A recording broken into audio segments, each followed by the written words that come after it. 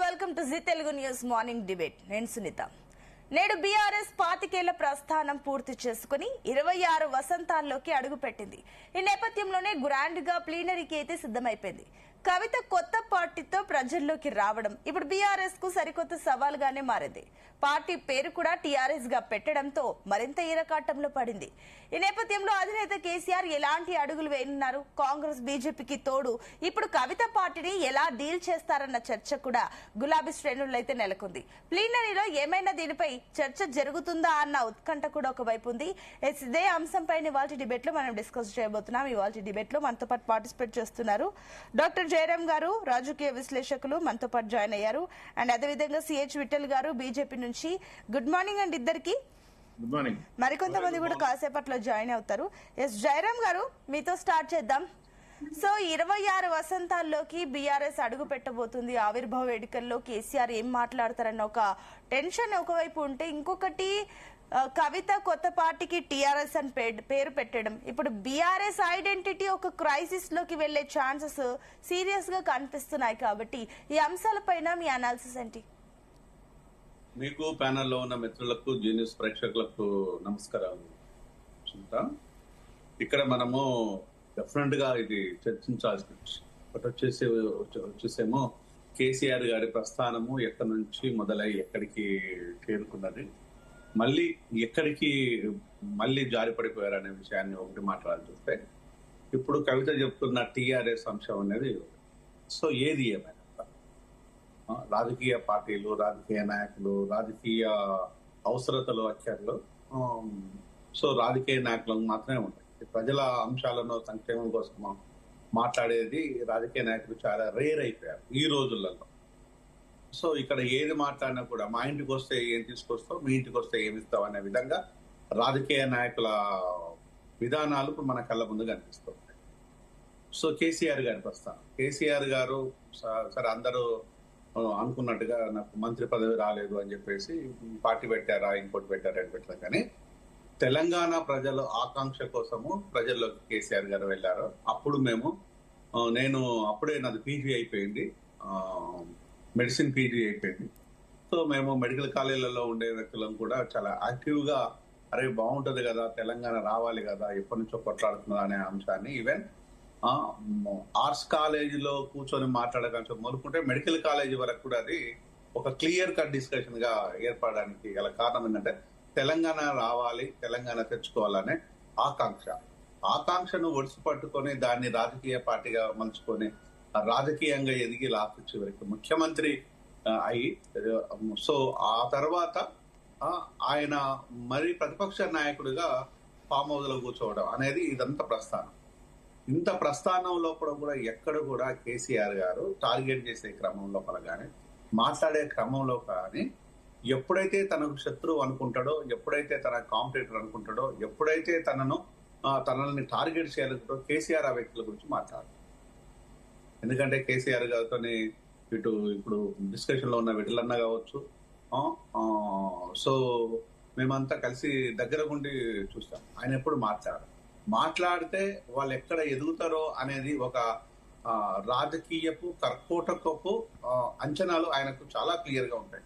అది ఉండాలి కూడా, అందులో డౌట్ ఏం లేదు, ఉండాలి. ఎవరితో మీరు ఇంతటి జరుగుతున్నా కూడా, ఇంత చేస్తున్నా కూడా, మొన్నటి మన జగిత్యాలో మీటింగ్ లోపల ఎక్కడ కూడా ముఖ్యమంత్రి ప్రస్తావన రాకుండా ముఖ్యమంత్రి అంశాలు మాట్లాడగలిగారు. అదే ఒక సాధారణంగా మనం ఎవరైనా చూసినట్టు అయితే ఇక్కడ ప్రతిపక్ష నాయకుడు ముఖ్యమంత్రిని టార్గెట్ చేసి సో స్పీచ్ అంతా తన చుట్టే తిరుగుతూ ఉంటాడు, తన ప్రభుత్వం చుట్టూ తిరుగుతూ ఉంటది, అవినీతి అక్రమాల చుట్టూ తిరుగుతుంటాడు. కానీ అనేక విషయాలు మాట్లాడుతూ కూడా ముఖ్యమంత్రి పేరును కూడా చెప్పకుండా మాట్లాడారు. అంటే ఇది కేసీఆర్ గారికి ఒక గొప్ప ఓరేటర్ అని చెప్పడానికి ఇంతకంటే నిదర్శనం అవ్వట్లేదు. మరొక అంశం అనేక సందర్భాల్లో కనుక ప్లీజ్ కొంచెం డిస్టర్బ్ చేయకండి. మరొక సందర్భం లోపల కేసీఆర్ గారు కనుక చూసినట్టు తన ఎవరితోనన్నా ఇబ్బంది ఉన్నా, లేకపోతే తను ఇన్వైట్ చేసినా కూడా ఆ బిహేవియర్ డిఫరెంట్ గా ఉంటుంది. కానీ కవిత విషయం లోపల ఇబ్బంది పడుతున్నారా, లేదంటే కవిత పార్టీని ఇన్వైట్ చేస్తున్నారా అనే విషయాన్ని మనకు తెలిసిపోతుంది. అంటే కేసీఆర్ గారికి ఆ నైపుణ్యత చాలా క్లియర్ గా ఉంది. సో ఉద్యమాల నుంచి ఇప్పుడు మాత్రం పనిచేసినప్పుడు వెంకట సావన్న కూడా ఇందులో జాయిన్ అయ్యారు. సో ఆయన గురించి ఇక్కడ తెలియని వ్యక్తులు ఎవరు లేరు. సో ఆయన మంచి స్పీకర్ తో పాటు సో తనకి ఆ ప్రజెంటేషన్ విధానాల్లో కూడా తనకు చాలా ఏది పడితే అది ఎక్కడ పడితే అక్కడ అది మాట్లాడాల్సి వచ్చినప్పుడు మనిషిని ఎలా మెస్మరైజ్ చేయగలదో ఇక చెప్పాల్సిన పని లేదు. ఇది కేసీఆర్ గారి అంశాలు.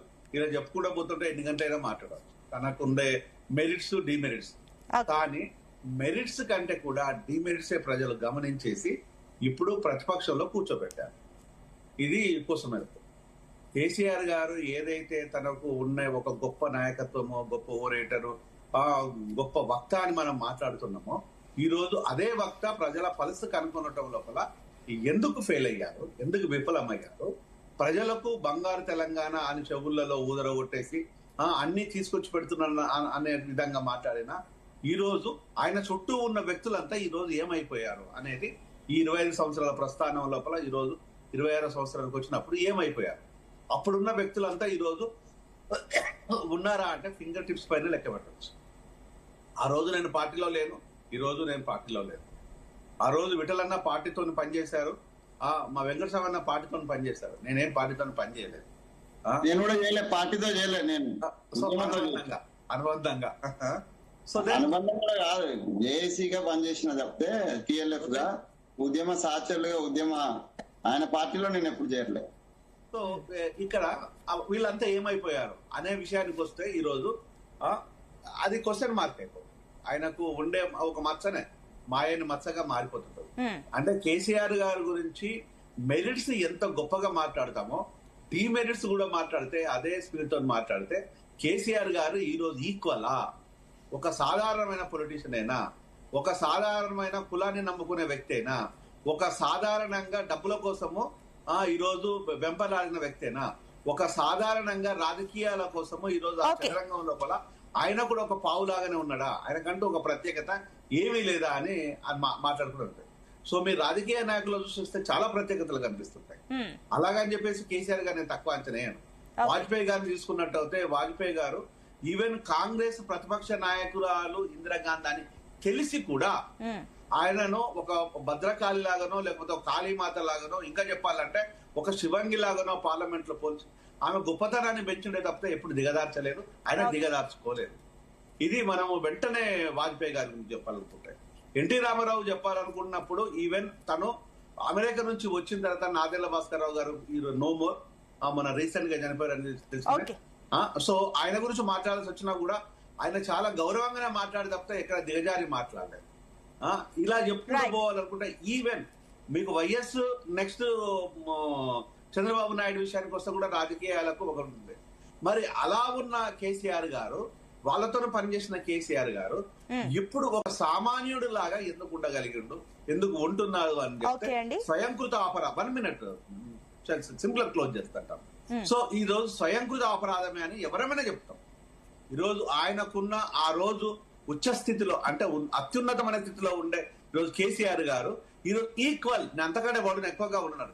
ఎక్కడి నుంచి స్టార్ట్ అయ్యారో మరి అక్కడికే చేరుకోవడం గల కారణం ఏంటంటే ఈ రోజు విధిరాత అని చెప్పుదామా, లేకపోతే ఈ రోజు భూమి గుండ్రంగా ఉంటది, సూర్యుడు చుట్టే తిరగాలి తప్పితే సూర్యుడు భూమి చుట్టూ తిరుగుతాడా అనే విషయాన్ని ఈరోజు ప్రజలకు చాలా క్లియర్ తెలుసు.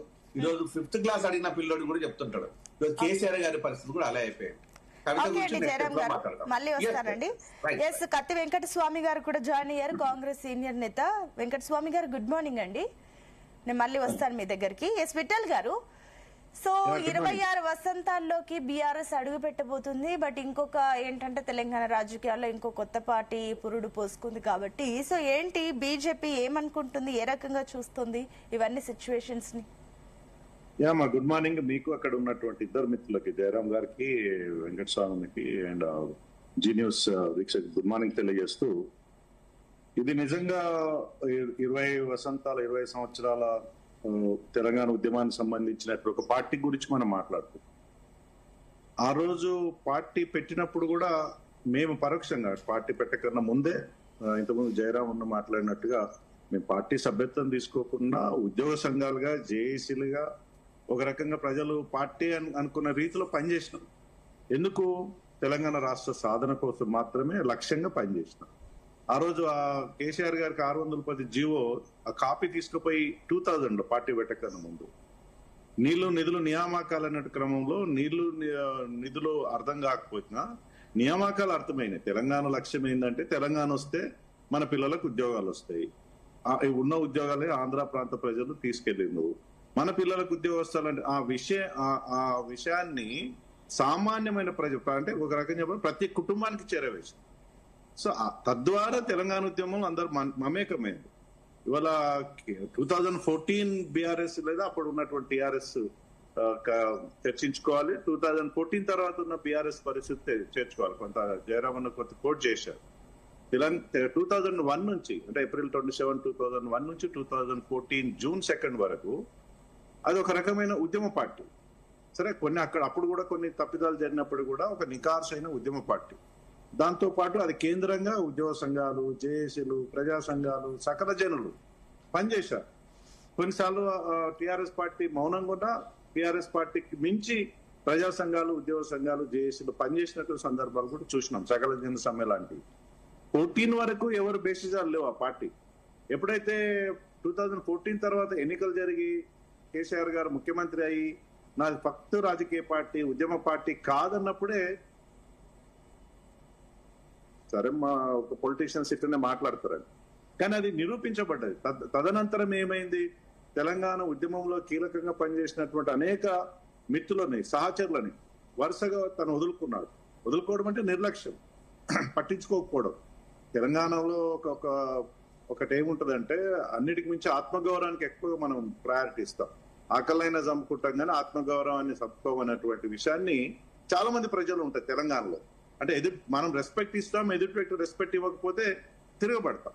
అట్లాంటి వాతావరణంలో తెలంగాణ రాష్ట్ర సాధన తర్వాత చాలా మంది మిత్రులు టిఆర్ఎస్ కి లేదా కేసీఆర్ వ్యక్తిగతంగా కేసీఆర్ కి సన్నిహితంగా పనిచేసిన వాళ్ళు గంటల తరబడి, నెలల తరబడి, సంవత్సరాల తరబడి నిరంతరం ఉద్యమ కార్యాచరణకు చర్చించిన వాళ్ళందరూ కూడా వరుసగా దూరమయ్యారు. ఇవాళ దూరమైన తర్వాత ఏమైంది? దశాబ్ద కాలంలో అద్భుతంగా పాలించినని అనుకున్నాడు. కానీ రెండో దఫ మొదటి దఫ అంత వ్యతిరేకత లేకపోవచ్చు.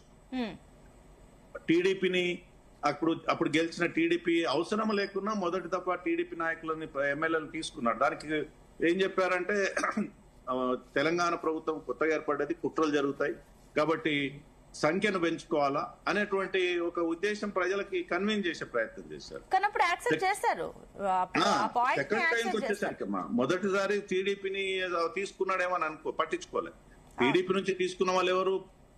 తెలంగాణ వ్యతిరేకులు, తెలంగాణ ఉద్యమం పైన రాళ్ళేసిన వాళ్ళు, లాఠీల దెబ్బలు జుడిపించిన వాళ్ళు.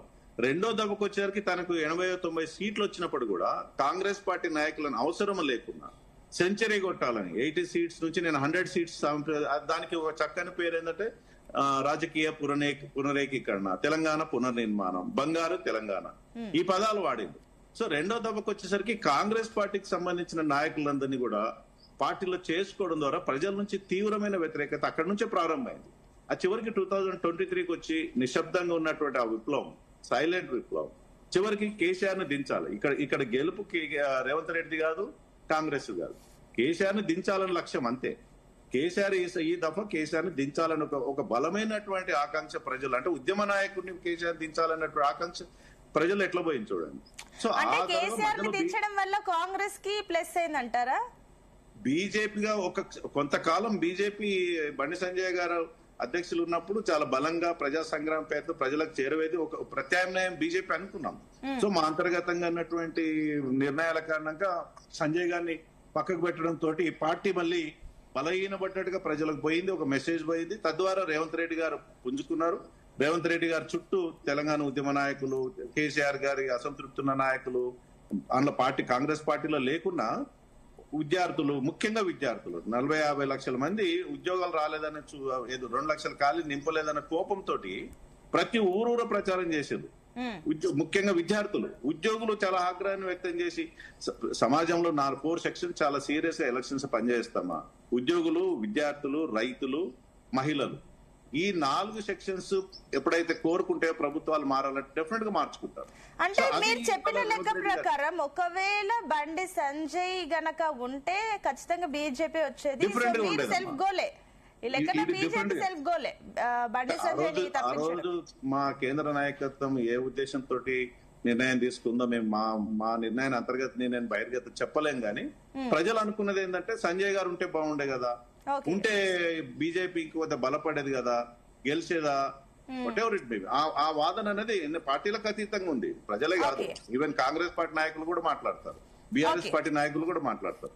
సో ఏ కారణం చేతనో అప్పుడు కొంత బలహీనపడ్డ తర్వాత కాంగ్రెస్ పార్టీకి పుంజుకుంది. కర్ణాటక ఎలక్షన్స్ తర్వాత రేవంత్ రెడ్డి గారు తదనంతరం కాంగ్రెస్ పార్టీ ప్రత్యామ్నాయం చూశారు. ఆల్టర్నేటివ్ కేసీఆర్ ని దించాలంటే ఎవరు కోటేయాలి? కాంగ్రెస్ కోటేయాలి. ఇప్పటికి అదే సిచ్యువేషన్ ఉందా బీజేపీ స్టిల్? ఇంకా ఇప్పుడు బండి సంజయ్ దిగిపోయినప్పుడు ఎలాంటి సిచ్యువేషన్ ఉందా? అదే సిచ్యువేషన్ ఉందా? కోలుకునే లేదమ్మా. ఇప్పుడు బండి సంజయ్ తీసేసిన తర్వాత కూడా పార్లమెంట్ ఎలక్షన్స్ లో దాదాపు 57 నియోజకవర్గాల్లో లీడింగ్ ఉంది కదా భారతీయ జనతా పార్టీ. సరే కేంద్ర ఎంపీ ఎలక్షన్స్ వచ్చేసరికి తెలంగాణలో నార్మల్ గా ఎమ్మెల్యే సర్పంచ్ ఈ ఎలక్షన్స్ ఒకలా ఉంటది, ఎంపీ వచ్చేసరికి ఒకలా కనిపిస్తుంది తెలంగాణలో. నేను దాన్ని ఏం డినై చేయట్లేదు. పార్లమెంట్ ఎలక్షన్స్ కి వచ్చేసరికి 100% బీజేపీ బలంగా పుంజుకుంది, 8 సీట్లు తెచ్చుకుంది, 57 సీట్లలో బలంగా ఉంది. అంటే నంబర్ 1 పొజిషన్ ఉంది. సెకండ్ పొజిషన్ లో ఇంకో 20-30 సీట్లలో ఉంది. సో అదే రాష్ట్ర అసెంబ్లీ ఎన్నికల చూపిస్తుంది అంటే చూపించకపోవచ్చు. ఎందుకంటే కేంద్ర ప్రజల పర్సెప్షన్ కేంద్రంలో పార్టీ ఉండాలి, రాష్ట్రంలో పార్టీ కోరుకున్నప్పుడు సహజంగా భిన్నమైనటువంటి రిజల్ట్స్ వస్తాయి. నేను చెప్పదలుచుకుందండి ఇవాళ టిఆర్ఎస్ ఆవిర్భావ దినోత్సవం ఒక పొలిటికల్ పార్టీగా లేదా ఒక ఉద్యమ నాయకుడిగా ఎక్కడ ఇంతకుముందు జయరామ్ అని చెప్పినట్టుగా ఎక్కడ వాళ్ళ వైఫల్యాలు ఇప్పటికీ చర్చించుకున్నారు. ఆత్మవిమర్శ అనేది ఉంటది డెఫినెట్ గా ఏ పార్టీకైనా వ్యక్తులకైనా. దాదాపు 2.5 సంవత్సరాల తర్వాత ఇవాళ ఆత్మవిమర్శ చేసుకున్నారా చేసుకోలేదు. కనీసం ఈ రోజైనా ప్రజలకు మెసేజ్ ఇచ్చి మేము తప్పిదాలు చేసినాం, మీకు ఇక్కడ మిస్టేక్ చేసినాం, ఈ కారణంగా మేము ఓడిపోయినా ప్రజలకు చెప్తే అది ఆ పార్టీకి మంచిది. ఆత్మవిమర్శ చేసుకోవడం అనేది అందరికీ మంచిదే.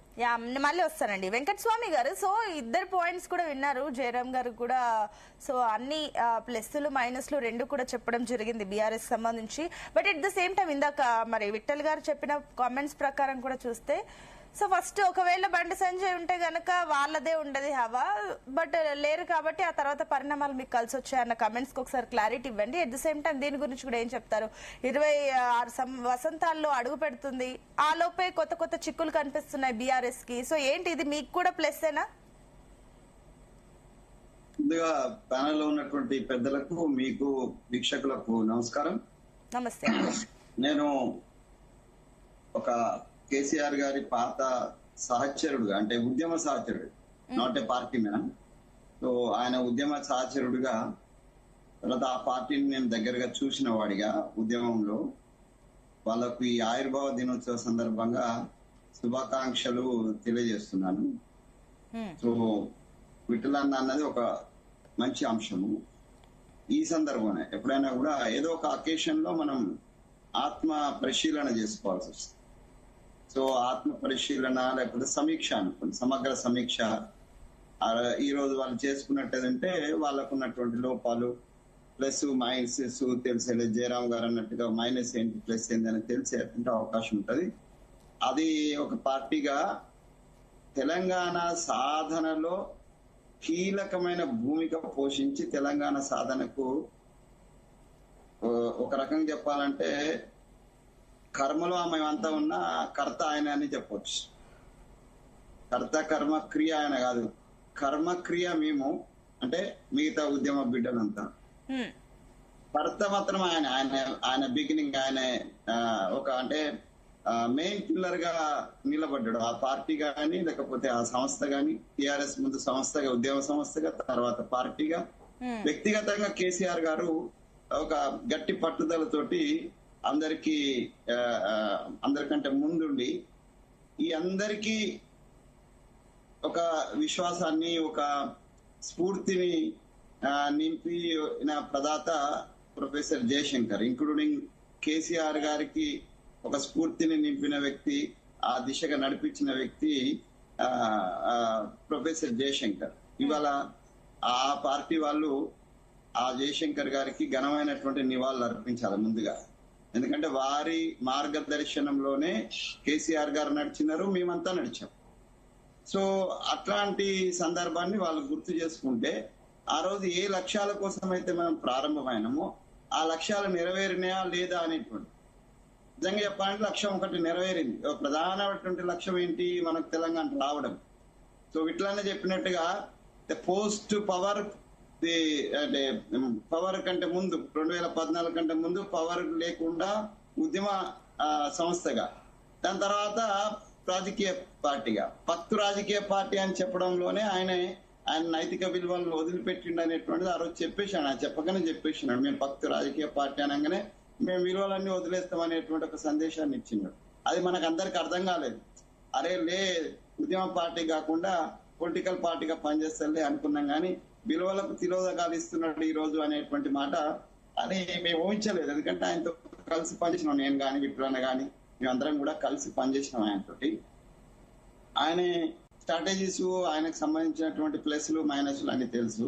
బట్ నేనే మైనస్ల గురించి ఏం మాట్లాడాను, ఎందుకంటే a friend is a friend, real friend who never exploited the weakness of the friend అంటారు. నేను I treat him as a good friend of mine. So కాబట్టి నేను ఆయన నెగటివ్స్ గురించి నేను మాట్లాడాను, ఆయన వ్యక్తిగత నెగటివ్స్ గురించి ఏం మాట్లాడాను. అంత పాలసీ మీద డెఫినెట్ గా మాట్లాడాను. అంటే ఒకటి మీరు అంటే ఈవెన్ మీరు కాంగ్రెస్ పార్టీలో ఉన్నా కూడా అంటే మంచి పాయింట్స్ ఏదైతే వ్యక్తిగతంగా కేసీఆర్ సంబంధించి మాట్లాడడం జరిగింది అది అభినందనీయం. బట్ ఇంకొకటి మీరు ఒక ఫ్రెండ్ గా మాట్లాడతానని చెప్తున్నారు కాబట్టి నేను ఇది అడుగుతున్నాను. సో కూతురు ఇప్పుడు సేమ్ టీఆర్ఎస్ పేరుతోటి మళ్ళీ పాత పేరుతో కొత్త పార్టీ పెట్టారు కాబట్టి ఇప్పుడు బీఆర్ఎస్ ఐడెంటిటీ కూడా క్రైసిస్ లో పడినట్లయింది. అండ్ ఇంకోటి కేసీఆర్ ని డైరెక్ట్ గా అటాక్ చేస్తున్నారా కవిత, మీకు అలా అనిపిస్తుందా? కేసీఆర్ అంటే మొన్న మాట్లాడిన ఆమె స్పీచ్ లో మాత్రం తండ్రిని డైరెక్ట్ గానే అటాక్ చేసింది ఆమె. సో తండ్రిని అంటే ఒక బిడ్డగా మాట్లాడాలని మాటలు కూడా కొన్ని మాట్లాడింది ఆమె. అది ఆమె సంస్కారానికి వదిలిపెడుతున్నా. కేసీఆర్ అనటం లేకపోతే మేమందరము కేసీఆర్ జయశంకర్ లేకపోతే తెలంగాణ ఉద్యమం లేదనుకునేటువంటి మేమందరము, సోనియా గాంధీ లేకుంటే తెలంగాణ రాకపోయేది అనుకునే మేమందరము, మేమే ఇట్లా అనుకుంటున్నాం బయట వాళ్ళము. అట్లాంటిది కేసీఆర్ సొంత బిడ్డ, ఆయన లేకపోతే కవిత ఎక్కడిది, కేటీఆర్ ఎక్కడిది, హరీష్ రావు ఎక్కడిదండి?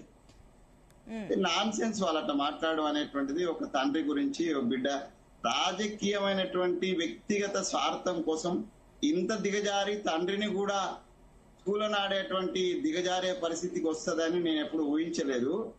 సో ఇప్పుడు షర్మిలాది వేరు, అన్న చెల్లెల కోటు ఆట. ఈమె డైరెక్ట్ గా తండ్రినే తిడుతున్నది. ఈమెకు అవగాహన లేక తిడతలేదు కాదు కదా, ఆమె వ్యక్తిగత స్వార్థం కోసం తండ్రిని తిడుతుంది. ఇప్పుడు తండ్రిని తిడుతుంటే ఆమె వెనుకున్నటువంటి వాళ్ళు అసలు ఉద్యమ నాయకుడిగా ఆయనకున్న విలువ కూడా ఏం తెలియకుండా ఆ ఎన్నుకున్నటువంటి వాళ్ళు కూడా ఇష్టమైనట్టు మాట్లాడుతున్నారు. అంటే ఇక ఆమె కన్నా తీవ్రంగా మాట్లాడుతుంది. అది ఆమె భవిష్యత్తులో అది రికవర్ చేసుకోలేదు, ఆ గ్యాప్ రికవర్ చేసుకోలేదు. ఆమె వ్యవహరిస్తున్న తీరు మాత్రము ఈ దేశంలో ఉన్న ఏ తండ్రి ఒప్పుకోడు, నాతో సహా. నేను కూడా తండ్రిని, ఒక బిడ్డకు తండ్రిని. ఒక ఆడబిడ్డ నాకు కూడా ఉన్నది, ఆడబిడ్డల కూడా ఉన్నది, కూడా ఉన్నది. ఆడపిల్ల విషయంలో ఒక తండ్రిగా ఎట్లా వ్యవహరిస్తామో మాకు తెలుసు. ఒక ఆడబిడ్డకు అలాగే కేసీఆర్ కూడా అల్లారు ముద్దుగానే పెంచిండు. ఆయనే అధికారాన్ని అడ్డు పెట్టుకొని ఇలా వేల కోట్లకు లక్షల కోట్లకు పడిగెత్తి ఇవాళ ఏదో నేను అంటే నేను కడిగిన ముఖ్యాన్ని నేనేదో ఈ రాష్ట్ర ప్రజలకు చేస్తానండి. ఈ రాష్ట్ర ప్రజలకు ఏం చేయలేదు ఆమె. మాతో పాటు ఉద్యమం టైంలో మా తర్వాత చాలా జూనియర్ గా వచ్చింది. ఆమె వచ్చిన తర్వాత ఆమెకు కేసీఆర్ స్పెషల్ ఒక వేదిక ఇచ్చినారు. ఆమె ఆ వేదికను ఉపయోగించుకొని అన్ని రకాల దందాలు చేసింది. ఆమె ఉద్యమ సమయంలో చేసింది, ఉద్యమం తర్వాత కూడా చేసింది. సో ఇవన్నీ మా అందరికి తెలుసు. కేసీఆర్ కూడా కడుపున్న తెలుసు కాబట్టి కడుపు దించుకుంటే కాళ్ళ మీద పడుతుంది. ఆమె విజ్ఞతకే వదిలేస్తాము.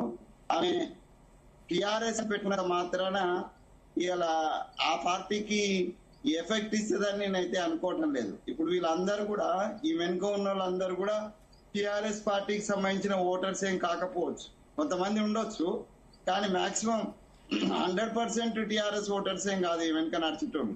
అన్ని పార్టీలకు సంబంధించిన వాళ్ళు, అన్ని సంఘాలకు సంబంధించిన వాళ్ళు వస్తున్నారు. వాళ్ళందరూ టిఆర్ఎస్ కే సపోర్ట్ చేసిన ఏం లేదు కదా.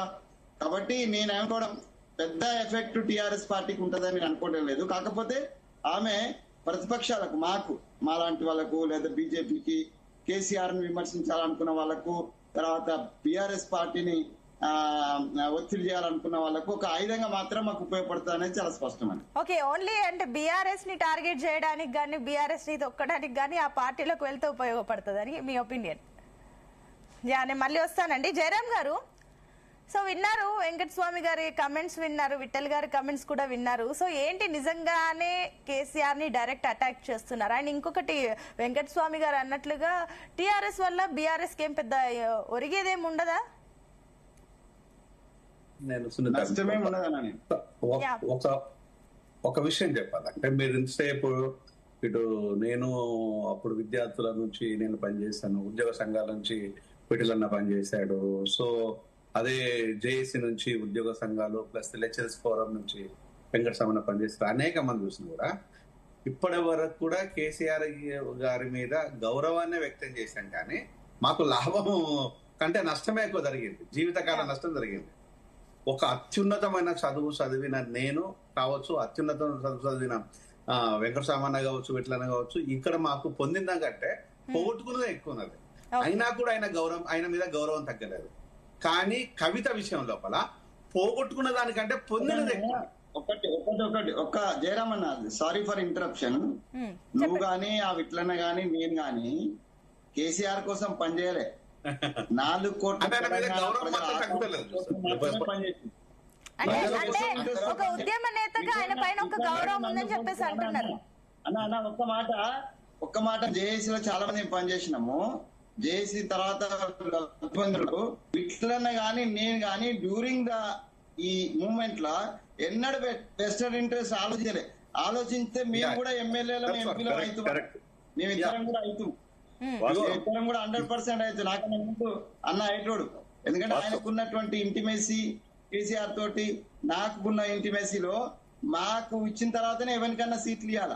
కానీ మేము ఆ వెస్టర్న్ ఇంట్రెస్ట్ ఎక్కడ చూపెట్టలే. ఉద్యమంలో ఒక రూపాయి ఆశించకుండా మేము మా సొంత జేబులో డబ్బులు పెట్టి మాతో పనిచేసేటువంటి ఉద్యమకారుల యొక్క జేబుల నుంచి పైసలు తెచ్చి 1 రూపాయి కూడా కేసీఆర్ నుంచి కానీ ఆయన పార్టీ నుంచి కానీ ఆశించకుండా పనిచేసినాం. కాబట్టి మేము వెనక నెట్టి పెట్టాము. నువ్వు కూడా అంతే జయరామన్న, నువ్వు కూడా అంతే, నీ సొంత దాని మీద పనిచేసినావు. కాబట్టి మనకు వెస్టర్న్ ఇంట్రెస్ట్ లేదు కాబట్టి నేను ఆ పార్టీకే పోలే. మాకు నష్టం జరిగింది. మాకు గొప్ప గౌరవం దొరికింది ఏంటంటే, నేను ఎక్కడన్నా పోతున్నాను అయ్యాలా ఇట్లనా 12 సంవత్సరాల తర్వాత నేను బస్ ఎక్కితే 10 మంది నన్ను గుర్తుపడుతుండన్నా. నువ్వు తెలంగాణ ఉద్యమకారుడు అని వెంకటస్వామి అని. నేను బస్ ప్రయాణం చేస్తున్నా అప్పుడప్పుడు. మా పార్టీ కోసమే నేను బస్ ప్రయాణం చేసిన. ఎట్లా ఉంది పరిస్థితి తెలుసుకుంటాను.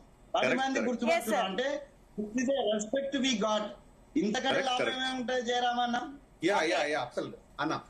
అంటే పదవుల విషయంలో కానీ మాకేమి రాలేదు, కానీ కవిత అన్ని పొంది కూడా కేసీఆర్ ని ఈ రకంగా తిడుతుంది అనేది అంతేనా జయరామ్ గారు? ఒక్కటే నిమిషం దీని విషయాన్ని స్పష్టంగా చెప్తాం.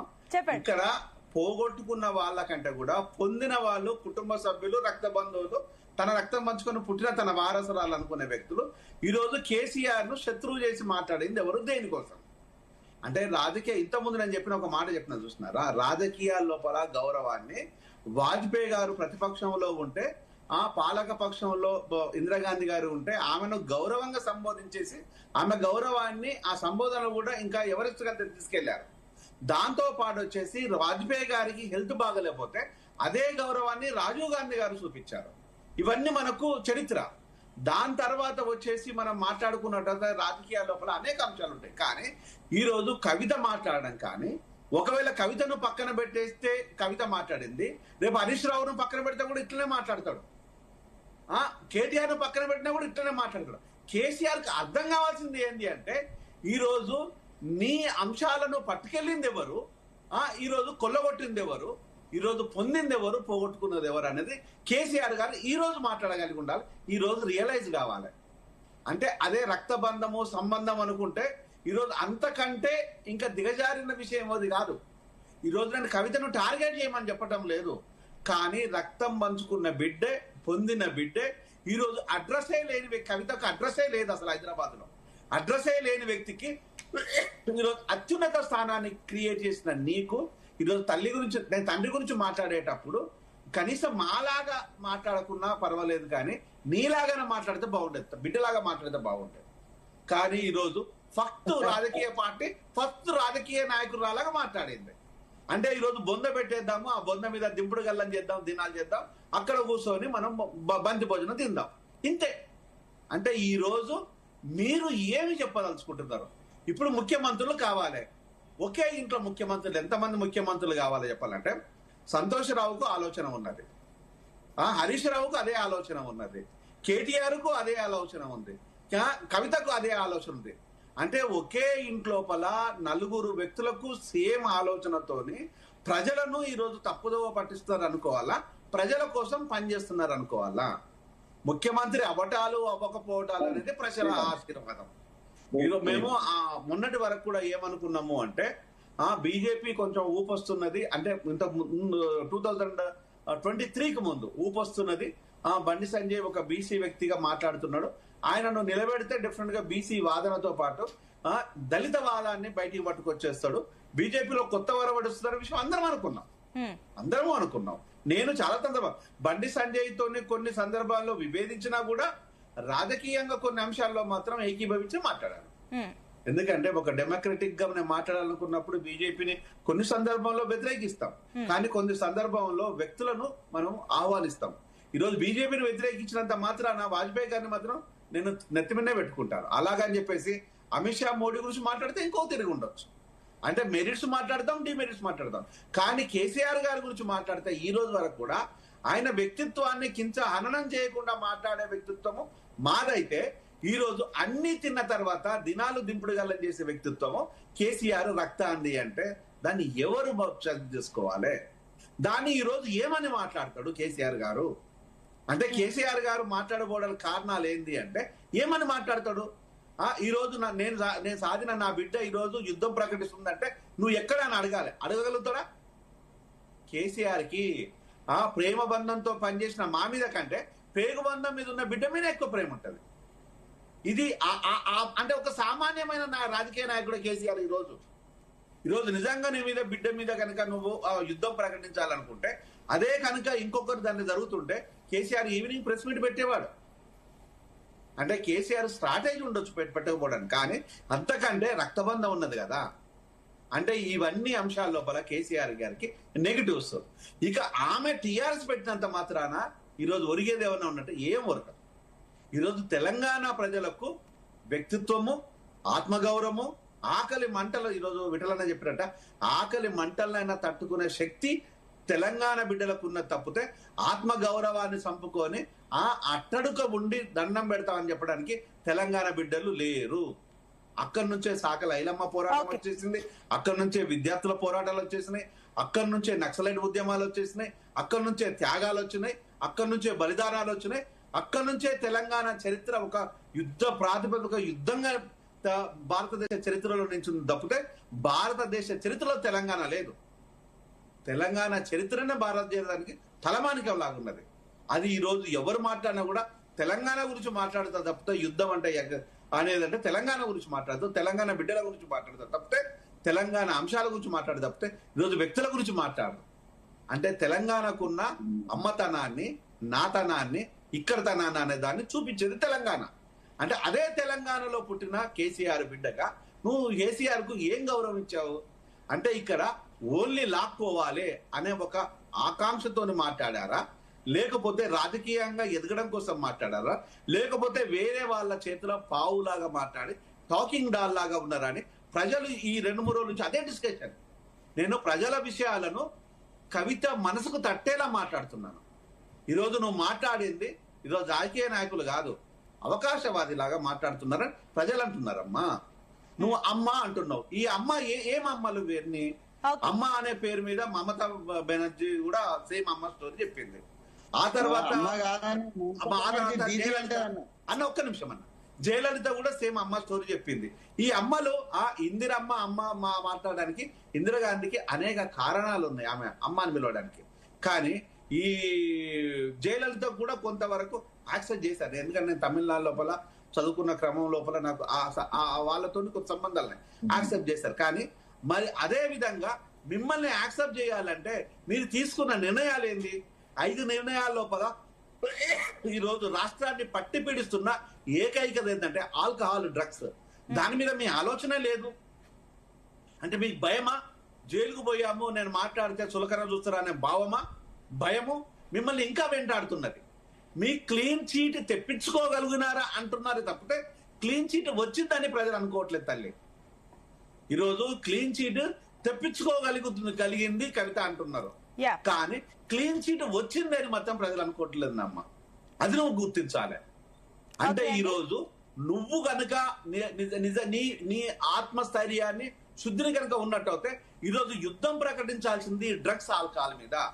ఎందుకంటే సంవత్సరానికి నేను విఠలన్న, వెంకటస్వామన్న, నేను ఒక డాక్టర్ గా చెప్తున్నాను, సంవత్సరానికి విలేజ్ కి ఒక్కరు చచ్చిపోయినా కూడా 12,702 విలేజ్లలో 12,700 మంది ఈ రోజు సంవత్సరం మొత్తం చచ్చిపోతున్నారు. ఇది చాలా తక్కువ నంబరు. కానీ నేను 12,702కే నేను ఫిక్స్ అవుతున్నాను. అంతటి దుర్మార్గంగా ఈ రోజు మీ తండ్రి గారైన కేసీఆర్ గారు ఈ రోజు ఒక ఆల్కహాల్ మారణ హోమం మొదలు పెడితే దాన్ని కంటిన్యూషన్ గా రేవంత్ రెడ్డి నెత్తిన పెట్టుకున్నాడు. కానీ రేవంత్ రెడ్డి బిడ్డలు చచ్చిపోతలేరు, కొడుకులు చచ్చిపోతలేరు, అన్నలు చచ్చిపోతలేరు, ఈ రోజు ఆత్మబంధువులు చచ్చిపోతలేరు. కానీ ఈ రోజు నా వాళ్ళు చచ్చిపోతున్నారు. నా ఎస్టీలు, నా బీసీలు, నా నిరుపేదలో ఉన్న ఓసీ బిడ్డలు కూడా ఈ రోజు దానికి అలవాటై చచ్చిపోతున్నారు. దానికి గదా సబ్మిషన్ ఉందంట విఠల్ గారు. జయరామన్న మాట్లాడని తను కంప్లీట్ చేస్తే నేను మాట్లాడతాను. చెప్పండి. అంటే ఈ రోజు దాని గురించి కదా నువ్వు మాట్లాడాల్సింది. ఆల్కహాల్ అని ఆ మాట మాట్లాడకుండా, డ్రగ్స్ అనే మాట మాట్లాడకుండా అందరికి విద్యను ప్రైవేట్ కార్పొరేట్ లో ఇస్తా అంటే నువ్వు కాదు కనుక నువ్వు 100 జన్మలు ఎత్తినా ఇవ్వలేవు, నేను రాసిస్తాను నేను.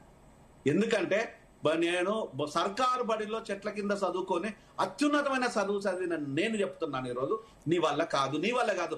రాజకీయ నాయకుడు అనేవాడు ఎవడు మేకవన్న పులులే తప్పితే ఈరోజు నా చదువును దూరం చేసేసి ఈరోజు డ్రామాలు చేస్తున్నారు. చదువునే దగ్గర చేస్తే ఇవన్నీ ఎందుకు? విద్యా వైద్యాన్ని చేతిలో పెడితే ఇవన్నీ ఎందుకు? ఈ స్కీములు ఎందుకు? ఈ స్కామ్లు ఎందుకు? స్కీములు ఉన్నంత కాలము స్కాములు ఉంటూనే ఉంటాయి. మళ్ళీ వస్తానండి జయరామ్ గారు. రాజకీయ నాయకులు మేకవన్న పులుల్లాగా ప్రజలను వేటాడుతూనే ఉన్నారు. అప్పుడు కేసీఆర్, ఇప్పుడు రేవంత్ రెడ్డి. అప్పుడు కులం చెప్పిండు, ఇప్పుడు కులమే ఉంది. అప్పుడు కుటుంబం గురించి మాట్లాడిందో, ఇప్పుడు కుటుంబం గురించి మాట్లాడుతూ, అప్పుడు దోపిడీ గురించి మాట్లాడిందో, ఇప్పుడు దోపిడీ జరుగుతూనే ఉంది. మళ్ళీ వస్తానండి జయరామ్ గారు, మళ్ళీ వస్తాను. ఎస్ విఠల్ గారు, సో ఏంటి ఒక పక్క అటు తెలంగాణలో బీఆర్ఎస్, టీఆర్ఎస్, కాంగ్రెస్ గురించి కూడా మాట్లాడుతున్నారు. ఇప్పుడు ఎక్కడికి వచ్చినా కూడా సభలు పెట్టినా కాంగ్రెస్ గురించి గట్టిగా మాట్లాడుతున్నారు. కానీ బీజేపీ గురించి మాత్రం ఎక్కడ ఎవరు కౌంటర్ చేయట్లేదు. అండ్ బీజేపీ చాలా విషయాల్లో సైలెంట్ గా ఉండిపోయింది. వీళ్ళు సభలు, సమావేశాలు అంటూ కూడా యాక్టివ్గా ఉంటున్నారు. కానీ బీజేపీ ఎందుకో సైలెంట్ అయిపోయిందన్న అంశాలు కూడా కనిపిస్తున్నాయి. కాబట్టి సో ఏంటి దీని గురించి ఏం చెప్తారండి? ఇందాక సబ్మిషన్ కూడా మెన్షన్ చేశారు కాబట్టి ప్లీజ్ కంటిన్యూ. నన్నే అమ్మా, నేనే మాట్లాడాను. మీరే చెప్పండి. అమ్మా, ఇంతకుముందు జయరాము అక్కడ విశ్లేషణ చేశారు యాజ్ అనలిస్ట్ గా. It's a fact. సరే, బీజేపీ ఇంకా భవిష్యత్తులో ఎట్లా ఎదుగుతుంది అని టేక్స్ టైం. ఆ సందర్భం వచ్చినప్పుడు మాట్లాడదాము. ఇప్పుడు తెలంగాణ రాష్ట్ర సమితి ఆవిర్భావ దినోత్సవం, దాని పరిణామాల గురించి మాట్లాడుతున్నాం కాబట్టి ఇంతకుముందు కవిత ఇష్యూ విషయానికి వస్తే చక్కగా విశ్లేషించి జయరామ్. నేను నా వర్షన్ ఏంటంటే, రాజకీయాలకు అతీతంగా ప్రజల ఒక అవినాభ అనుబంధాలు ఉంటాయమ్మ. తండ్రి, బిడ్డ, కొడుకు, భార్య, భర్త, ఈ కుటుంబం మనం. It's family values. ఇండియాలో ఇంకా భారతదేశంలో అదే మనకు ఆస్తి. ఇవాళ తన తండ్రి పైన పోరాటం చేస్తాను. అంటే తండ్రి అంటే సహజంగా మనం ఏమంటాం అంటే అమ్మగారి ఇల్లు అంటాం తెలంగాణలో చెప్పాలంటే. అమ్మగారి ఇల్లు, తల్లిగారి ఇల్లు. తన పోరాటం రాజకీయ లక్ష్యంగా ఎవరిపైన పోరాటం చేస్తుందంటే స్వయంగా తన తల్లిగారింటి పైన, అమ్మగారింటి పైన. సహజంగా కోడలు అనే వాళ్ళు అత్తగారింటి పైన పోరాటం చేస్తారు. అంటే అక్కడ ఉన్నటువంటి పరిస్థితులు కావచ్చు, ఏదైనా కావచ్చు. తను కవితమ్మ ఏకంగా తండ్రిని, ఆ తల్లిగారింటిని, అమ్మగారింటిని ఎదిరిస్తుంది. రెండో మాట చెప్పాలనుకుంటే, రాజకీయాల పార్టీ పెట్టేటప్పుడమ్మా timing is much more important. దానికి సంబంధించినటువంటి సిద్ధాంతం కూడా, అంటే లక్ష్యం కూడా. ఇవాళ కాంగ్రెస్ పార్టీ భారత స్వాతంత్రం కోసం కాంగ్రెస్ పార్టీ పుట్టింది. భారతీయ జనతా పార్టీ జాతీయవాదంతో నేషన్ ఈజ్ ఫస్ట్, భారతదేశం ప్రపంచంలో ఉన్నతమైన స్థానాల్లో ఉండాలని ఒక లక్ష్యంగా భారతీయ జనతా పార్టీ పుట్టింది. తెలుగుదేశం పార్టీ తెలుగు ప్రజల ఆత్మగౌరవం పేరుతో పుట్టింది. తెలంగాణ రాష్ట్ర సమితి ఇప్పుడు బీఆర్ఎస్ అయింది. తెలంగాణ రాష్ట్ర సమితి పుట్టిందే ప్రత్యేక తెలంగాణ రాష్ట్ర సాధన కోసం, తెలంగాణ ఆత్మగౌరవం కోసం. ఇవాళ కవితమ్మకి ఏ ఆత్మగౌరవం కోసం పార్టీ పెడుతుంది, ఎవరి కోసం పెడుతుంది, ఏ లక్ష్యంతో పెడుతుంది అంటే స్పష్టంగా కనిపిస్తా ఉంది. ఏంటంటే నేను ముఖ్యమంత్రి కావాలి. టిఆర్ఎస్ లో చాలా మంది ఉన్నారు ముఖ్యమంత్రి కావడానికి. కేసీఆర్ తర్వాత హరీష్ రావు ఉన్నాడు, కేటీఆర్ ఉన్నారు, మీ ఇంతకుముందు జయరాం సంతోష్ గారు ఉన్నారు. వాళ్ళందరినీ కాదని నాకు ముఖ్యమంత్రి పదవి దక్కుతుందా? కాబట్టి నేను ఇంకో పార్టీ పెట్టుకోవాలా, పార్టీ పెట్టుకుని ప్రజలకు పోవాలా. ఇది తన లక్ష్యం. పార్టీ పెట్టడంలో timing also much more important కదమ్మా. ఇప్పుడు కాంగ్రెస్ పార్టీ విఫలమైనట్టు, బీజేపీ పార్టీ విఫలమై, బీఆర్ఎస్ పార్టీ కూడా విఫలమైతే ఇంకో కొత్త పార్టీకి అవకాశం ఉంటుంది. మేము చాలా సందర్భంలో వెంకటరామన్న మేము కూడా మాట్లాడుతున్నాం. కోదండరామ్ గారు ఒక ప్రయత్నం చేసి ఉద్యమం అంటే జేఏసీ చైర్మన్ గా తెలంగాణ రాష్ట్రం వచ్చిన తర్వాత ఏకంగా తెలంగాణ జేఏసీ నడిపినటువంటి కోదండరామ్ గారు తెలంగాణ జనసమితి ఒక పార్టీ పెట్టాడు. చివరికి తనే ఎమ్మెల్సీగా ఓడిపోయాడు. ఇవాళ సరే తనకు ఆర్థిక వనరులు ఉండొచ్చు, ఎందుకంటే ఎంపీ కేసీఆర్ బిడ్డ కాబట్టి వారికి ఎంపీగా ఎమ్మెల్సీగా సరే ఎన్నో రకాల వ్యాపారాలు చేసుకుని ఆర్థిక వనరులు ఉండొచ్చు, నేను కాదని. అందుకని రోజు ఫ్రంట్ లైన్ లో పేపర్లో యాడ్స్ వస్తున్నాయి. కానీ కేవలం ఆర్థిక వనరులు మాత్రమే రాజకీయ పార్టీ నడపడానికి సరిపోదు. ప్రజల ఆకాంక్ష ఉండాలి, ప్రజల ఆశీర్వాదం ఉండాలి. ప్రజల ఆశీర్వాదం లేకుండా ఎవరు సక్సెస్ కారమ్మా. తనను ఎన్నుకున్న లైనే ఒక రాంగ్ అని నేను చెప్పదలుచుకున్నా. ఎందుకంటే ఏకంగా తండ్రి మీద పోరాటం చేసి తండ్రి తర్వాత నేనే అనే ప్రత్యామ్నాయం సృష్టించే ప్రయత్నం చేస్తుంది. అన్నకు మించి తెలంగాణ ప్రజలకు ఒక మెసేజ్ పోయింది, అది తప్ప ఒప్ప గాని. కవితమ్మ లిక్కర్ వ్యాపారం అంటే ప్రజల భాషలు మాట్లాడితే సారా వ్యాపారం చేసిందట, లిక్కర్ వ్యాపారం చేసిందట, అరెస్ట్ అయిందట. ఈ మెసేజ్ ప్రజలకు పోయింది. సో ఈ తెలంగాణలో ఇంతకుముందు జయరామన్ చెప్పినట్టు ఇది ఒక పెద్ద మహమ్మారి. మేము చాలా సందర్భం మాట్లాడతాం కానీ అది ఎక్కడ పరిష్కారం లేదు. ఇవాళ 60,000 కోట్ల రూపాయలు లిక్కర్ మీద తెలంగాణకు ఆదాయం వస్తుంది. 60,000 crores per annum. ఒక లెక్కలు నేను కొద్దిగా స్టాటిస్టిక్స్ మొదటి నుంచి మాకు అలవాటు కాబట్టి, ఈ దశాబ్ద కాలంలో 8 లక్షల మంది వీడోస్ అయ్యారు. తెలంగాణ రాష్ట్రం వచ్చినప్పుడు 1.5 lakh 2 lakhs ఉంటే ఇవాళ 8 లక్షల మంది. ఈ లెక్క ఎక్కడదంటే 8 లక్షల మందికి వీడో పెన్షన్ ఇస్తుంది రాష్ట్ర ప్రభుత్వం. ఒంటరి మహిళ పేరు మీద పెళ్లి చనిపోయినటువంటి భర్త చనిపోతే ఇచ్చే పెన్షన్ 8 lakhs ఉన్నారు. అంటే 6 లక్షల నుంచి 7 లక్షల మంది ఈ దశాబ్ద కాలంలో చనిపోయినారు.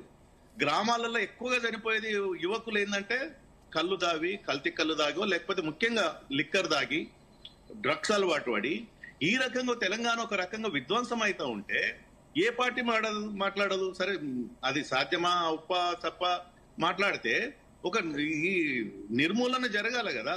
ఈ ఉద్యమం ఒక ప్రజా ఉద్యమం లాంటిది రావాలి. సారా వ్యాపారానికి లేదా లిక్కర్ వ్యాపారానికి డ్రగ్స్ కు వ్యతిరేకంగా, లేకపోతే తెలంగాణ బతకదమ్మా.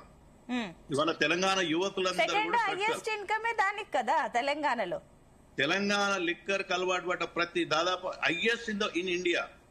లిక్కర్ అలవాటు పడ్డ ప్రజలు హైయెస్ట్ ఇన్ ఇండియా. మిజోరాం తర్వాత ఐ థింక్ ఏ రాష్ట్రం ఇంత పెద్ద ఎత్తున లిక్కర్ అలవాటు పడ్డ ప్రజానికం లేరు. ఇది దురదృష్టం. తెలంగాణ మంచిది కాదు. భవిష్యత్తులో తెలంగాణ చచ్చిపోతుంది, యువకులు చచ్చిపోతారు. ఆ ప్రాంత యువకులు చచ్చిపోతే అంటే సరే ఇప్పుడు ఈ points okay. So topic divert అవుతుంది. ఇంకోటి ఏంటంటే సరే ఈ రోజు ప్లీనరీ ఉంది కాబట్టి ఇక్కడ కేసీఆర్ ఏం మాట్లాడతారని మీరు ఎక్స్పెక్ట్ చేస్తున్నారు? బీజేపీ ఏమనుకుంటుంది? నాకు తెలిసమ్మా బిడ్డ గురించి ఏం మాట్లాడరు. ఎందుకంటే తన బిడ్డ ఎవరు ఆ పార్టీలో కూడా ఇప్పటివరకు ఎవరు మాట్లాడలే కవితమ్మ విషయం. సరే కాంగ్రెస్ పార్టీ మీద లక్ష్యంగా పనిచేయొచ్చు. ఎందుకంటే ఇప్పుడు ప్రధాన ప్రతిపక్ష పార్టీ కాబట్టి 6 గ్యారెంటీలు 2.5 సంవత్సరాల్లో విఫలమైనాయి, కాంగ్రెస్ పార్టీ ప్రజలకు మోసం చేసిందన్న రీతిలో మాట్లాడొచ్చు. భారతీయ జనతా పార్టీ మేము అధికారం లేదు రాష్ట్రంలో, మా పైన మాట్లాడే అవకాశమే లేదు. కేంద్రంలో అధికారంలో ఉన్నాం వాస్తవమే. కేంద్రం ఉన్నటువంటి పరిస్థితులు యాజ్ భారత రాష్ట్ర సమితిగా మరి భారతీయ జనతా పార్టీ సంబంధించినటువంటి తన విమర్శలు ఏదో చూడాలి, what ever it may be. But ఇప్పుడు జరుగుతున్నటువంటి పరిణామాలు తెలంగాణ ప్రజలకు క్షుణ్ణంగా అబ్జర్వ్ చేస్తున్నారు. మేము కోరేది ఉద్యమ నాయకులు కోరేదని నేనైనా వెంకటస్వామి జయరామన్ మేము ఎమ్మడు కూడా వ్యక్తిగతంగా కేసీఆర్ విమర్శించలేదు, సైద్ధాంతిక పరంగా విభేదించవచ్చు. ఇప్పటి కూడా గౌరవమే వారంటే. ఈ రోజైనా 25 సంవత్సరాల తర్వాత ఈ రోజైనా తెలంగాణ రాష్ట్ర సమితి బీఆర్ఎస్ ఎందుకు మారింది, ఎందుకు ఓడిపోయింది, ఎందుకు ఆత్మ పరిశీలన చేసుకుంటే బాగుంటుంది అనేది మా లాంటి వాళ్ళది విజ్ఞప్తి. ఎస్ వెంకట స్వామి గారు, సో మీరేం ఎక్స్పెక్ట్ చేస్తున్నారు? నిజంగానే కేసీఆర్ కూతురు గురించి మాట్లాడారని అనుకుంటున్నారా? ఏం మాట్లాడండి, ఆయన స్ట్రాటజీ మాకు తెలుసు, నాకు తెలుసు, ఇటు నాకు తెలుసు లోతుగా. ఇవాళంతా కూడా ఆయన ఈ అటాక్ అంటే ఆయన అటాక్ చేయాల్సి వస్తే కాంగ్రెస్ బీజేపీలోనే చేస్తాడు. కాంగ్రెస్ బీజేపీని అంటే ఎట్లా చేస్తాడంటే బీజేపీ ఈ యాంగిల్ ఏంటంటే తెలంగాణ పట్ల వివక్ష ఉంటది బీజేపీకి అనేటువంటి యాంగిల్ ఆయన ఎక్స్పోజ్ చేయొచ్చు. బట్ మోర్ దెన్ దట్ ఏంటంటే నేను ఆయన పార్టీ శ్రేణులకు ఎక్కువ విశ్వాసాన్ని ఇచ్చేటువంటిది, రాబోయే కాలం మనదే, కాంగ్రెస్ అన్ని రంగాల్లో ఫెయిల్ అయింది, ప్రజలు మన వైపే చూస్తున్నారు, మనం అధికారంకి వస్తామని మొన్న ఎట్లయితే జగిత్యాల మాట్లాడిండో అదే లైనప్ లో మాట్లాడే అవకాశం ఉన్నది. బిడ్డ గురించి పెద్దగా మాట్లాడకపోవచ్చు, కాకపోతే హరీష్ రావు కేటీఆర్ కూడా రియాక్ట్ అయ్యారు, కానీ వీటి గురించి ఏం పెద్దగా మాట్లాడినట్టే అనిపిస్తుంది. అసలు టీఆర్ఎస్ అనే పదం కూడా వినిపించలేదు ఇక్కడ. ఇప్పుడు అంటే హరీష్ అండ్ హరీష్ అండ్ కేటీఆర్ మాట్లాడడంలో అర్థం ఉన్నది, ఎందుకంటే వాళ్ళ మీద అటాక్ చేస్తుంది కాబట్టి వాళ్ళు కనీసం మినిమం రెస్పాండ్ కావాలి కదా. కానీ కేసీఆర్ అట్లా రెస్పాండ్ అయ్యే టైప్ కాదు, ఎవరి విమర్శ కూడా. ఆయన మాట్లాడాలనుకున్నప్పుడే మాట్లాడతాడు, ఆ మాట్లాడేది సంమోహనాస్త్రాన్ని తీసుకొచ్చి మాట్లాడతాడు. సో ఆయన ఉట్టిగానే విమర్శించి, ఇప్పుడు మీరు నేను ఎవరో విమర్శించిన, ఈవెన్ మా ముఖ్యమంత్రి గారు అనేక సార్లు విమర్శించినా కూడా ఆయన సమాధానం చెప్పడు. జనరల్ గా ఆయన లోతులు ఎవరిని అంచనా వేయలేము, ఎప్పుడు బయటకు వస్తాడు, ఏ సందర్భంగా మాట్లాడతాడు అనేది కొద్దిగా అంచనా వేయడం కష్టమే. సాధ్యమైనంత వరకు ఆయన మౌనంగా ఉండడానికి ప్రయత్నం చేస్తాడు. అది మౌనం అర్థాంకారమా లేకపోతే వ్యూహాత్మక మౌనం? ఆయన చెప్పేదేమో వ్యూహాత్మక మౌనం అంటారు. ఆ వ్యూహాత్మక మౌనం పాటించడంలో భారతదేశ రాజకీయాలు ఆయన ఒక్కడే సిద్ధాస్తుడు, ఆయన తర్వాతనే ఎవరైనా. వ్యూహాత్మకంగా ఆయన చాలా సందర్భాల్లో చాలా విషయంలో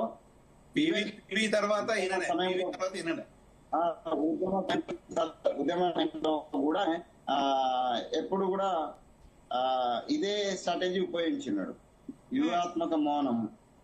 అంటే కొన్ని అగువల కూర్చొని వేడి చేసి ఒకేసారి వచ్చి దాడి చేస్తారు చూసిన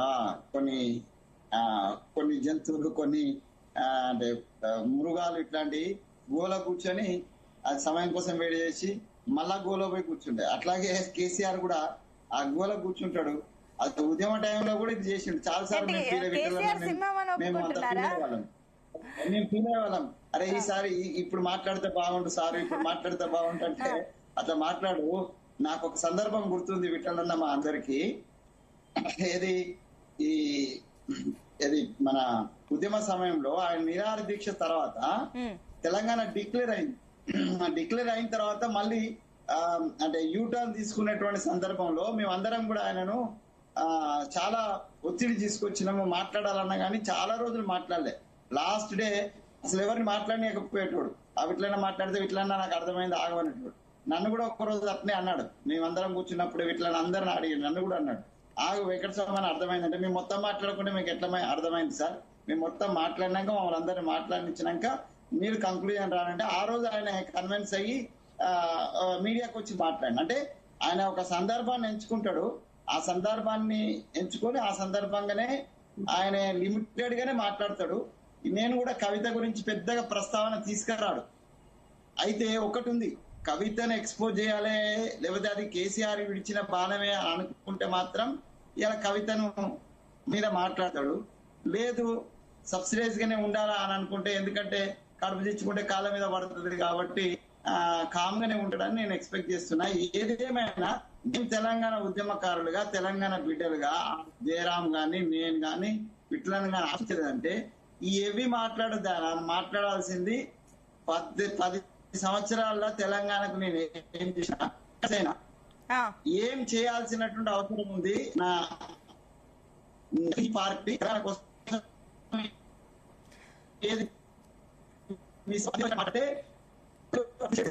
అది మీది ఆడియో కాస్త డిస్టర్బెన్స్ వస్తుందండి. నేను మళ్ళీ వస్తాను జయరామ్ గారు. So Yeah. ఈ ఏదైతే వాట్ ఎవర్ ఈ పార్టీకి సంబంధించి ఒక నిమిషం అండి వెంకట స్వామి గారు, సమ్ డిస్టర్బెన్స్ వస్తుంది మీ నుంచి, ఒక నిమిషం నేను మళ్ళీ వస్తాను. ఎస్, సో మొత్తం మీద అటు బీఆర్ఎస్ లో ఈ విభేదాలు కానీ ఏ అంశాలైనా కానీ ఈరోజు కేసీఆర్ ఏం మాట్లాడతారని ఒక సస్పెన్స్ ఒకవైపు ఉన్నా కూడా ఈ విషయంలో ఇప్పుడు టీఆర్ఎస్ కానీ బీఆర్ఎస్ కానీ రెండు రావడం వల్ల ఒక కన్ఫ్యూజన్ క్రియేట్ అవుతుంది. ఎందుకంటే ఇందాక విఠల్ గారి మాటల్లోనే తెలంగాణ రాష్ట్ర సమితి అన్నారు, ఏ లెక్క నుంచి టీఆర్ఎస్ అన్నట్టుగానే పోతుంది జనాలకి, కానీ ఇది కొంత ఇంపాక్ట్ అంటే ఐడెంటిఫై అయినా కాస్త డ్యామేజ్ అవుతుందా బీఆర్ఎస్ కి? లేదు, నేను అనుకోవటం అట్లా. ఎందుకంటే ఇప్పుడు మనం ప్రజలను అవమానించినట్టు అవుతుంది. అది కనుక టీఆర్ఎస్ అనగానే ప్రజలు వెంటబడతారు అనుకుంటే ప్రజలను అవమానించినట్టు అవుతుంది. ఓకే, ఇక్కడ ఒకటి గమనించాల్సింది ఏంటంటే టీఆర్ఎస్ తెలంగాణ రాష్ట్ర సమితిని బొందబెట్టేసిండ్రు, అది అయిపోయింది, ఆ చరిత్ర గతం.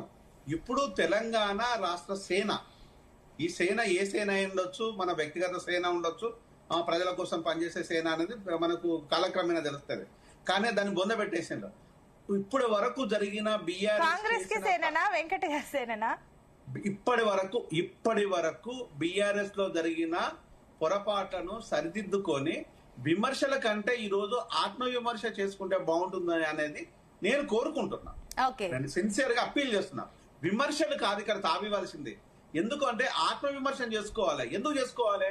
ఓ కేటీఆర్ ను తీసుకొచ్చినందుకు, ఓ హరీష్ రావును తీసుకొచ్చినందుకు, ఓ కవితను తీసుకొచ్చినందుకు, ఓ సంతోష్ రావును తీసుకొచ్చి నెత్తి మీద పెట్టి లక్షల కోట్లు వాళ్ళ చేతిలో కుమ్మరించినందుకు ఈ రోజు అధినాయకత్వం ఆత్మవిమర్శ చేసుకోవాలి. ఈ రోజు ఆ రోజు మా ప్రయాణము నాకున్న స్పెషాలిటీకి, నాకున్న దానికి ఈ రోజు 100 కోట్లు కాదు 1000 కోట్లు సంపాదించవచ్చు. ఒక ప్రొసీజర్ చేస్తే నాది 5 నుంచి 10 లక్షలు సంపాదిస్తాను. ఒక ప్రొసీజర్ కు అంటే ఒక 15-20 మినిట్స్, ఓ హాఫ్ అన్ అవర్. మరి నేను రోజుకు 10 చేసుకున్నా కూడా రోజుకు ఒకటి చెప్పండి మీ పాయింట్ లో ఒకటి చెప్పండి. ఒక నిమిషం జయరామ్ గారు, అంటే ఒక పాయింట్ కవిత ఫ్యాక్టర్ ఎంత ఇంపాక్ట్ చూపిస్తుంది? ఇంకొకటి మీరు ఇందాక అన్నారు కాబట్టి, అంటే మన సిద్ధాంతాలు ఫాలో అవుతున్నారు కవిత అని అనిపిస్తుందా మీకు? లేదంటే కేవలం కుటుంబ రాజకీయాలు వాటినే టార్గెట్ చేస్తూ ముందుకెళ్తుంది అనుకుంటున్నారా? రాజకీయాలను ఫాలో అవుతుంది కవిత, సిద్ధాంతాలను ఫాలో కావట్లేదు.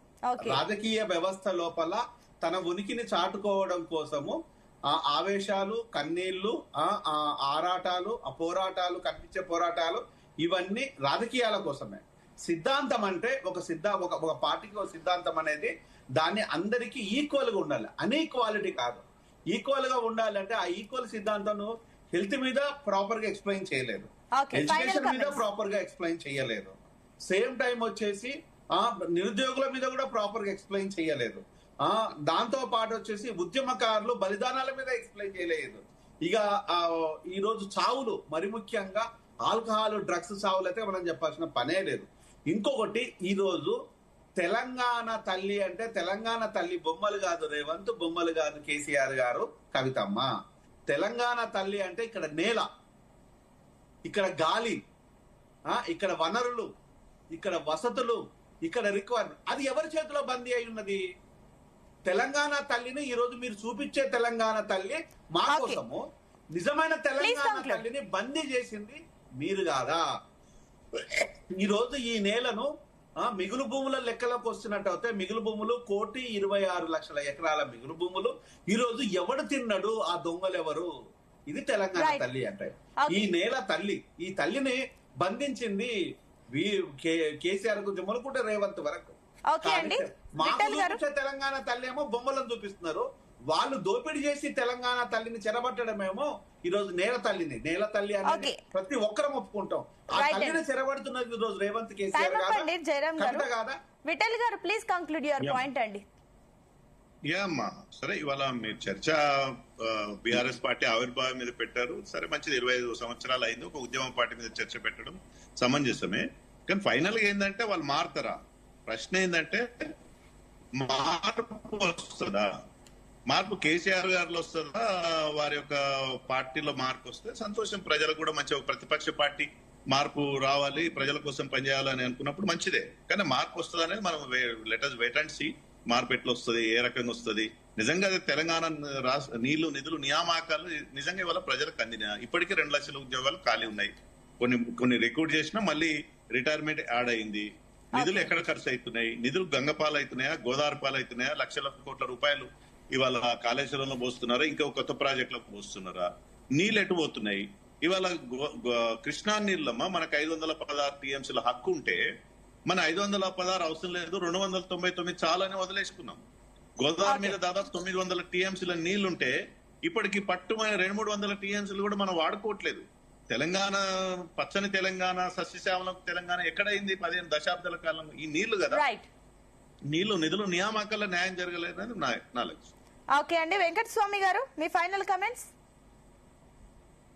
రైట్, థ్యాంక్ యూ అండి. డిబేట్ లో పార్టిసిపేట్ చేసిన అందరికి కూడా thank you so much. So మొత్తం మీద 26 వసంతాల్లోకి అటు బీఆర్ఎస్ ఆవిర్భావ దినోత్సవానికి కేసీఆర్ మళ్ళీ మాట్లాడబోతున్నారు. అయితే ఈసారి కొంత క్యూరియాసిటీ ఎక్కువ అయిపోయింది. ఎందుకంటే కూడా అటు టీఆర్ఎస్ గా కవిత అనౌన్స్ చేసిన తర్వాత కేసీఆర్ ఏం మాట్లాడతారు, ఇంకోవైపు బీఆర్ఎస్ క్యాడర్ లో కూడా కాస్త టెన్షన్ కనిపిస్తున్నట్లుగా చెప్తున్నారు. ఏదేమైనప్పటికీ టీఆర్ఎస్ వల్ల ఏమైనా ఇంపాక్ట్ ఉంటుందా అన్నట్లు కూడా ఉంది. ఈ టైంలో కేసీఆర్ ఏం మాట్లాడతారన్న ఒక అంశం కూడా హైలైట్ గా ఉంది. అయితే చూద్దాం మరి ఈ రోజు ప్లీనరీ తర్వాత కేసీఆర్ మాటల తర్వాత తెలంగాణ రాజకీయాలు ఎలాంటి మలుపులు తిరుగుతాయో. That's all for now. Keep watching Zee Telugu news.